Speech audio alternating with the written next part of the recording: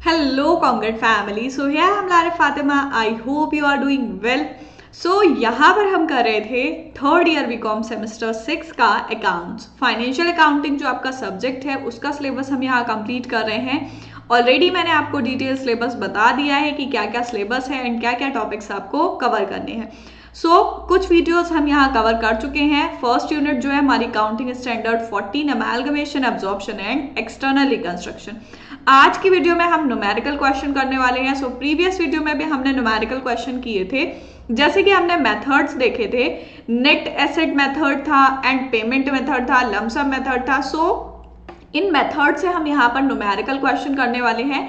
Payment method का हमने देखा कि कैसे न्यूमेरिकल क्वेश्चन करने हैं एंड आज की वीडियो में हम देखेंगे नेट एसेट मेथड से हम कैसे निकालते हैं अमेलगमेशन का परचेज कंसिडरेशन। चलिए स्टार्ट करते हैं आज की वीडियो एंड देखते हैं first question net asset method से। यहाँ पर आपको क्वेश्चन गिवन है, Homer limited and Eliad limited propose to amalgamate goodwill में be taken at 96,000 for Homer limited and 38,000 for Eliad limited. Stock आपको गिवन है दोनों कंपनीज का and you are required to find out purchase consideration. जैसे कि हमने last video में भी परचेज कंसिडरेशन निकाला था बाय बोथ कंपनीज। अब यहाँ पर बोला है दोनों कंपनीज जो है दोनों का हमें परचेज कंसिडरेशन निकालना है। दोनों का हमें साथ में बनाना पड़ेगा, ठीक है, on the basis of net asset method. आपको मेथड भी गिवन है कि आपको नेट एसेट मेथड से निकालना है एंड यहाँ पर आपको बैलेंस शीट गिवन है कि क्या क्या एसेट एंड क्या क्या लायबिलिटीज है दोनों कंपनीज के। यहाँ पर लायबिलिटीज गिवन है होमर एलियाड की एंड यहाँ पर एसेट्स गिवन है। इसका आपको परचेज कंसिडरेशन निकालना है। जैसे मैंने बताया था कि नेट एसेट मेथड में हम किस तरीके से निकालते हैं, बहुत ही सिंपल है। एसेट एंड लायबिलिटीज गिवन होते हैं आपको दोनों। नेट एसेट का मतलब है कि एसेट माइनस लायबिलिटी। टोटल हमारे नेट एसेट निकल आएंगे एंड वो हमारा परचेज कंसिडरेशन हो जाएगा। क्वेश्चन को ठीक से पढ़ लीजिए क्या क्या चीजें गिवन है। देन स्टार्ट करते हैं सॉल्यूशन एंड यहाँ पर हमें निकालना है होमर एंड एलियाड दोनों कंपनी का परचेज कंसिडरेशन। स्टार्ट करते हैं क्वेश्चन। सबसे पहले हमें देखना है एसेट्स कि क्या क्या एसेट्स हैं दोनों कंपनीज के, देन हम देखेंगे लायबिलिटीज।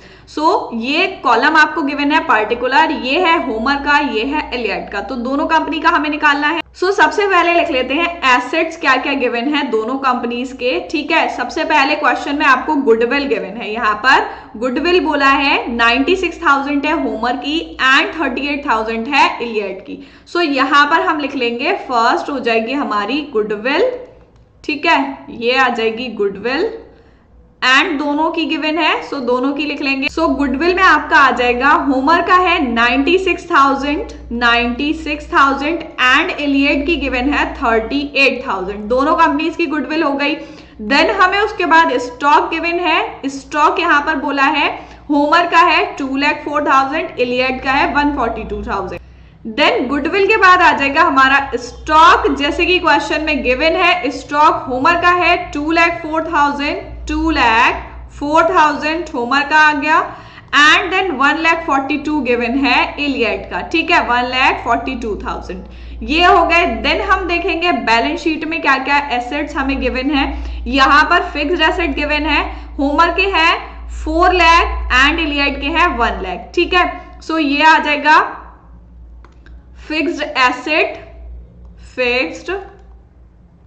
एसेट आ जाएंगे यहाँ पर 4 लाख होमर के में एंड एलियाड के में है 1 लाख, ठीक है। फिक्स्ड एसेट एलियाड के 1 लाख है एंड होमर के 4 लाख है। देन फिक्स्ड एसेट के बाद हमें इन्वेस्टमेंट गिवन है। इन्वेस्टमेंट में जो है वो सिर्फ होमर के पास है, एलियाड के पास इन्वेस्टमेंट नहीं है, उसकी नहीं लिखेंगे। नेक्स्ट पॉइंट हो जाएगा हमारा जो एसेट है वो है इन्वेस्टमेंट। इन्वेस्टमेंट आ जाएगा सिर्फ होमर के पास and the amount is 1 lakh. इसका आ जाएगा 1 लाख एंड एलियाड के पास कोई भी इन्वेस्टमेंट नहीं है, देन नहीं आएगा। उसके बाद हमें करंट एसेट गिवन है। स्टॉक हमने लिख लिया है डेटर्स एंड कैश बैंक, ठीक है। डेटर्स हमें गिवन है। नेक्स्ट पॉइंट हो जाएगा जो हमारा एसेट है वो आ जाएंगे debtors and the amount is given in the question 1,70,000 and 60,000। यहाँ पर हमारे डेटर्स आ जाएंगे 1,70,000 एंड इलियड के आ जाएंगे 60,000। ठीक है, सो ये हो गए हमारे डेटर्स। देन डेटर्स के बाद हमें गिवन है कैश एंड बैंक। ठीक है, कैश एंड बैंक गिवन है 30,000 एंड 10,000। सो यहां पर कैश एंड बैंक आ जाएगा। कैश एंड बैंक में जो अमाउंट है वो होमर का है हमारा 30,000 एंड इलियड का है 10,000। ठीक है, इलियड के पास बहुत कम एसेट है ना, और होमर के पास ज्यादा है। सो इसका कैश बैंक 30,000 हो गया, इसका 10,000 हो गया। अब देखो हमने सारे एसेट्स कर लिए, एसेट साइड का हमारा टोटल हो गया, कोई भी एसेट नहीं बचा है अब लगाने को। सो एसेट का हम टोटल कर लेंगे, कितने एसेट आ रहे हैं दोनों कंपनीज के।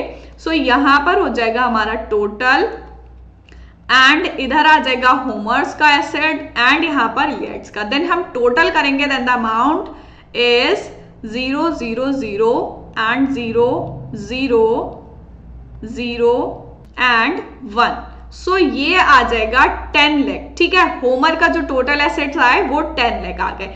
देन करेंगे टोटल इलियड कंपनी का। सो ये आ जाएगा 0 0 0 0 एंड 5 एंड 3।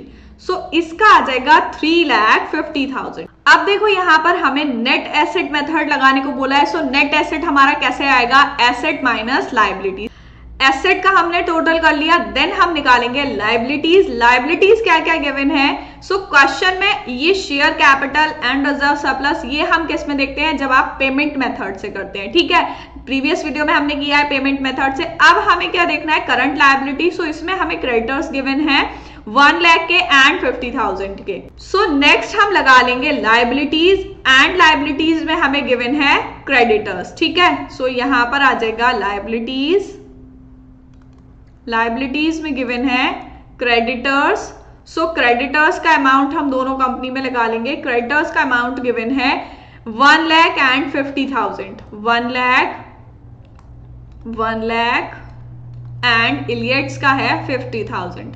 अब जब हम नेट एसेट से परचेज कंसिडरेशन निकालेंगे, सो परचेज कंसिडरेशन कैसे निकलेगा, जो हमारे टोटल एसेट है माइनस लायबिलिटी। सो यहां पर हम निकाल लेंगे net assets.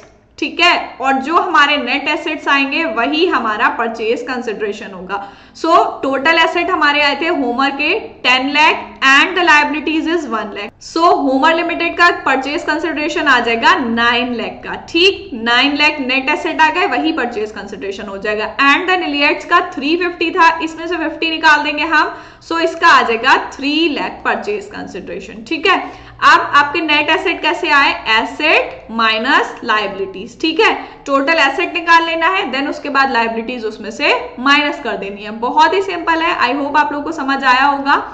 Then this is your next question.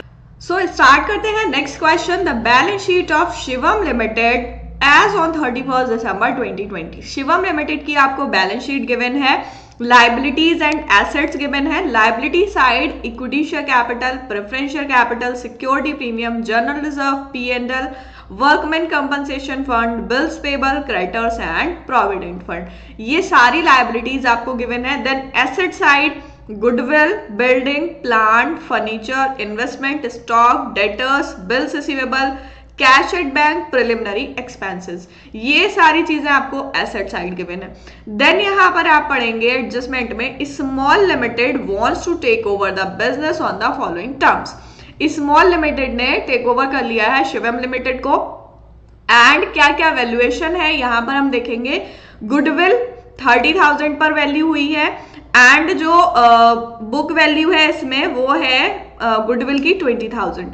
Building 60,000 पे हुई है एंड बिल्डिंग की 49 थी। इसी तरीके से यहाँ पर आपको वैल्यूएशन दे रखा है एसेट्स का। प्लांट 1 लाख पे हुआ है, फर्नीचर 4,000 पर। Then investment at book value, investment की जो बुक वैल्यू है उसी पर वैल्यू हुआ है। स्टॉक 15,000, डेटर्स पर 10% प्रोविजन लगा है, बिल्स रिसीवेबल भी पार पे हुए हैं, and cash is not taken over, cash जो है वो टेकन ओवर नहीं किया है। सो ये सारे आपको एसेट दे रखे हैं।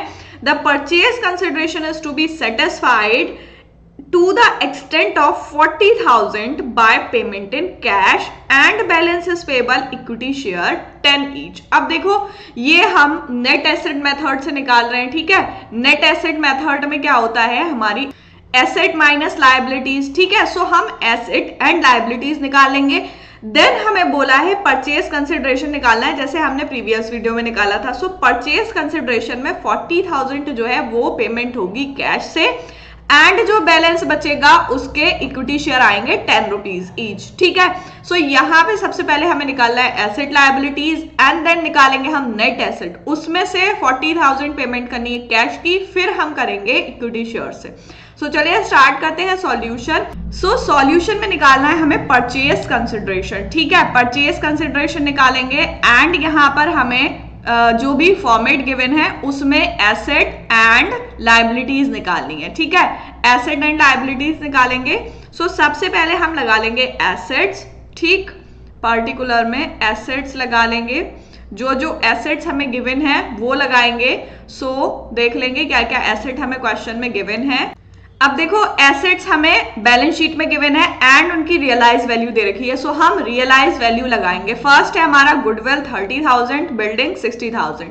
सो यहां पर हम लगा लेंगे सबसे पहले गुडविल, ठीक है, गुडविल एंड इसकी रियलाइज वैल्यू लिखेंगे।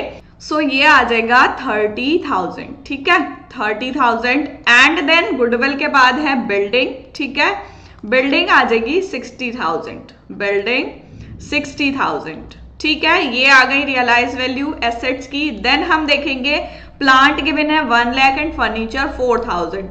प्लांट आ जाएगा, प्लांट, ठीक है, 1 लाख, ये हो जाएगा 1 लाख एंड फर्नीचर गिवन है 4,000 का। सो नेक्स्ट आ जाएगा हमारा फर्नीचर, फर्नीचर 4,000, ठीक है, 4,000। बिल्कुल सिंपल है, आपको क्वेश्चन अच्छे से पढ़ना है, उसी में से सॉल्यूशन निकालना है। देन फर्नीचर के बाद इन्वेस्टमेंट बुक वैल्यू पे है। सो इन्वेस्टमेंट की बुक वैल्यू हमें गिवन है 10,000, ठीक है। सो इन्वेस्टमेंट की लगा लेंगे 10,000। नेक्स्ट आ जाएगा इन्वेस्टमेंट, इन्वेस्टमेंट 10,000, ठीक है, 10,000। देन उसके बाद हमें गिवन है स्टॉक 15,000 के रियलाइज हुए हैं। सो 15,000 पे आ जाएंगे, स्टॉक आ जाएगा 15,000, ठीक है, 15,000। Then the next point is, इसमें बोला है कि जो डेटर्स हैं, डेटर्स हमारे एसेट्स होते हैं, ठीक है। अब डेटर्स पे 10% प्रोविजन लगा है। अगर आपने 11th-12th की अकाउंट्स की है अच्छे से, देन आपको पता होगा कि डेटर्स क्या होते हैं एंड उस पर प्रोविजन किस तरीके से लगाते हैं। डेटर जो होते हैं हमारे, डेटर एक तरीके के एसेट होते हैं, ठीक है। अब एसेट क्यों होते हैं, वो पर्सन जिसको कंपनी ने उधार दिया है, उससे पैसा रिसीव होना है, उसको डेटर्स बोलते हैं। अब प्रोविजन लगा है, इट मींस कि इतने % कंपनी को ये डाउट है कि हमें हमारे डेटर्स से पेमेंट रिसीव नहीं होगी, ठीक है। सो यहां पर 10% जो प्रोविजन लगा है डेटर्स पर, वो हम क्या करेंगे, डेटर्स में से माइनस कर देंगे। जैसे सपोज करो कोई कंपनी है, उसके डेटर्स हैं यहाँ पर 5 डेटर्स हैं, ठीक है। अब उन 5 डेटर्स से जो पेमेंट रिसीव होनी है, अब उसमें से एक जो है वो कंपनी को लग रहा है कि एक डेटर हमारा ऐसा है जो हमें पैसे नहीं देगा, ठीक है। सो उसका अगर अमाउंट निकालते हैं देन वो 10% आ रहा है। सो 10% उस पर प्रोविजन लग गया कि इतने अमाउंट जो है डेटर्स में से वो हमें रिसीव नहीं होने हैं। सो हमारे जो टोटल डेटर्स का अमाउंट है 15,000, ठीक है। सो 15,000 पे हम क्या करेंगे, 10% लगा के उसमें से माइनस कर देंगे। इट मीन्स कि हमारे डेटर्स हैं 15,000 के, ठीक है, 15,000 के एंड उस पर अगर हम 10% लगाते हैं, 10% हमारा आएगा 1,500, ठीक है। सो ये 1,500 हमारा क्या आया, प्रोविजन। तो प्रोविजन क्या करेंगे, डेटर्स में से माइनस कर देंगे। यहां पर हम लिख लेंगे डेटर्स एंड डेटर्स हमारे गिवन है 15,000 के, ठीक है, 15,000 एंड उसमें से प्रोविजन माइनस कर देना है 1,500। सो जब 1,500 हम माइनस कर देंगे देन हमारा बचेगा 13,500। वो आ जाएंगे हमारे डेटर्स 13,500।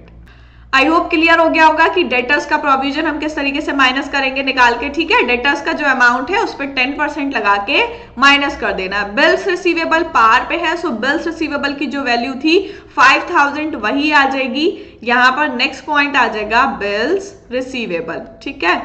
बिल्स रिसीवेबल 5000, ठीक, 5000।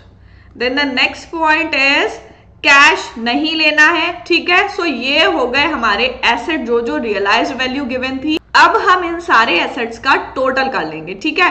टोटल एसेट निकालेंगे, देन हम टोटल एसेट में से टोटल लायबिलिटीज माइनस कर देंगे, ठीक है, जैसे हमने प्रीवियस क्वेश्चन में किया है। सो ये आ जाएगा हमारा 005,732।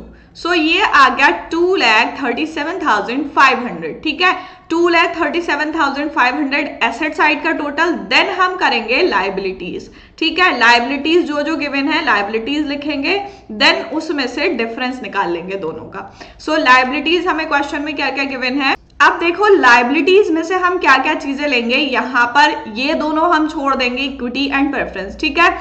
एंड देन सिक्योरिटी प्रीमियम भी नहीं लेंगे, जर्नल रिजर्व भी नहीं लेना है। इसमें हमें क्या क्या चीजें लेनी है, प्रोविडेंट फंड लेना है, ठीक है, लायबिलिटी है, एंड क्रेडिटर्स लेने हैं, बिल्स पेबल लेने हैं, एंड वर्कमैन कंपनसेशन फंड लेना है। अब देखो यहां पर वर्कमैन कंपनसेशन फंड क्यों ले रहे हैं, क्योंकि एक होता है वर्कमैन कंपनसेशन रिजर्व, एक होता है वर्कमैन कंपनसेशन फंड। सो यहां पर जब आपका फंड होगा देन वो लायबिलिटी है, एंड रिजर्व होगा तब वो आपका रिजर्व्स एंड सरप्लस में आ जाएगा, ठीक है। सो ये चारों चीजें हमें लेनी है लायबिलिटीज में, एंड इसकी कोई भी रियलाइज्ड वैल्यू, कोई भी एडजस्टमेंट नहीं गिवन है। सो हम जो वैल्यू दे रखी है वही ले लेंगे। सो फर्स्ट है हमारा वर्कमैन कंपनसेशन फंड 5000 का। सो लायबिलिटीज में हम ले लेंगे workman compensation fund, workman compensation fund, workman compensation fund given है 5000 का। एंड द नेक्स्ट पॉइंट हमें गिवन है बिल्स पेबल का 6000। सो बिल्स पेबल हो जाएगा 6000 का, बिल्स पेबल हो गया 6000 का। Then the next liability is हमें गिवन है क्रेडिटर्स 8000 के, creditors 8000, creditors 8000। And then last है हमारा प्रोविडेंट फंड, ठीक है। एंड प्रोविडेंट फंड का अमाउंट हमें क्वेश्चन में गिवन है 6000। सो ये आ जाएगा हमारा 6000, ठीक है, 6000। ये हो गई हमारी सारी लायबिलिटीज। अब हम क्या करेंगे, लायबिलिटीज का टोटल कर लेंगे, एंड जो जो लायबिलिटीज हमने लगाई है उनका सबका टोटल हम कर लेंगे। सो यहां पर हमारा आ जाएगा 25,000, ठीक है। 25,000 आ गया हमारा लायबिलिटीज का टोटल। अगर हम इसको A मान लें, ठीक है, एंड इसको B मान लें, सो क्या करेंगे हम A minus B। It means कि एसेट जो हमें गिवन है टोटल एसेट्स में से टोटल लायबिलिटीज माइनस कर देंगे।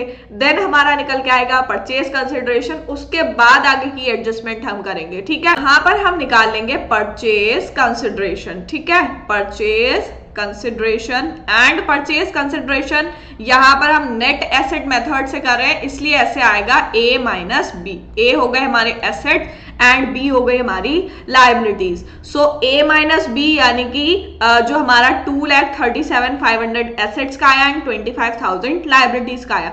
सो अगर इसको हम माइनस करेंगे 2,37,500, इसमें से 25,000 माइनस करना है लायबिलिटीज का, देन इसका अमाउंट आ जाएगा 0, 0, 5, 2, 1 एंड 2, 2,12,500। ये आ गया हमारा परचेज कंसिडरेशन।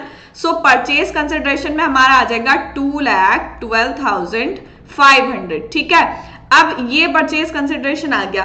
देन हमें क्वेश्चन में बोला था कि जो परचेज कंसिडरेशन आएगा वो 40,000 हमें पेमेंट करना है कैश से, एंड जो बैलेंस बचेगा वो इक्विटी शेयर से करना है। सो जो परचेज कंसिडरेशन डिस्चार्ज होगा वो कैसे होगा, ठीक है, यहां पर देख लेंगे डिस्चार्ज परचेज कंसिडरेशन, ठीक। अब परचेज कंसिडरेशन का अमाउंट हमने निकाल लिया, परचेज कंसिडरेशन का अमाउंट हमारा आ गया 2,12,500, ठीक है, 2,12,500। देन इसमें क्या करना है, कैश का अमाउंट हमें गिवन है 40,000, ठीक है, सो 40,000 हमने माइनस कर दिए। देन हमारा बैलेंस कितना बचेगा, बैलेंस आ जाएगा यहां पर 1,72,500, ठीक है, 1,72,500 आ गया। सो ये अमाउंट हमारा किसका आ गया, इक्विटी शेयर्स का, एंड इक्विटी शेयर कितने के हैं, 10 रुपीज ईच, ठीक है, 10 रुपीज ईच है। सो ये आ जाएगा हमारा इक्विटी शेयर का अमाउंट। ये परचेज कंसिडरेशन हो गया, कैश से इतना करना है, बाकी इतना इक्विटी शेयर से करना है। सो टोटल जो होगा हमारा परचेज कंसिडरेशन 2,12,500 का आ जाएगा। इस क्वेश्चन में आपको परचेज कंसिडरेशन इस तरीके से निकालना था। देखो एसेट मेथड है, सो यहां पर आपको सबसे पहले एसेट लायबिलिटीज देखने हैं, ठीक है, टोटल एसेट करना है एंड टोटल लायबिलिटीज करना है, बहुत ही सिंपल है। देन दोनों का डिफरेंस निकाल के हमारा परचेज कंसिडरेशन आ जाएगा, ये हो गया। देन क्वेश्चन में हमें एक एडजस्टमेंट लास्ट लाइन में गिवन थी कि जो परचेज कंसिडरेशन होगा वो कैसा होगा, 40,000 बाय कैश किया जाएगा एंड बाकी इक्विटी शेयर से किया जाएगा। सो उसकी एडजस्टमेंट हमने यहां पर कर दी कि परचेज कंसिडरेशन इतना आया एंड उसमें से कैश 40,000, बाकी जो बचा वो इक्विटी शेयर से कर देंगे। And this is your solution. ये क्वेश्चन आपका कंप्लीट हो गया। सो आज की वीडियो में हमने नेट एसेट मेथड देखा कि नेट एसेट मेथड से हम किस तरीके से परचेज कंसिडरेशन निकालते हैं, एसेट माइनस लायबिलिटीज, बहुत ही सिंपल सा फॉर्मूला है। एंड यहाँ पर आपको क्वेश्चंस में क्या करना है, एसेट एंड लायबिलिटीज निकालना है, देन उससे आपको परचेज कंसिडरेशन निकालना है। सो आई होप आपको समझ आया होगा कि नेट एसेट मेथड से कैसे हम न्यूमेरिकल्स क्वेश्चन करेंगे। देन नेक्स्ट वीडियो में हम और न्यूमेरिकल क्वेश्चंस करने वाले हैं एंड जो भी मेथड्स हैं आपको सारे क्लियर हो जाएंगे। सो मिलते हैं नेक्स्ट वीडियो में, तब तक के लिए गुड बाय।